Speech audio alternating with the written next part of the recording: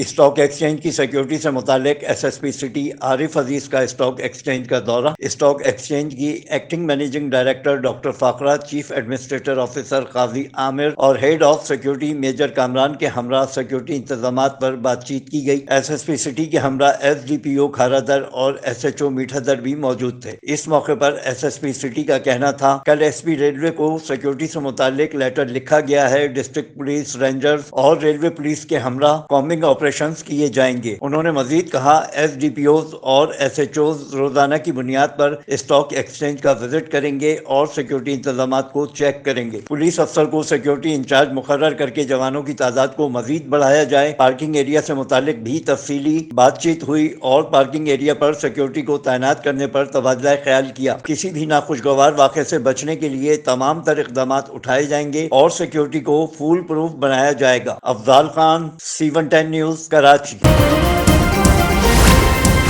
C110 news, خبر کی اصل خبر۔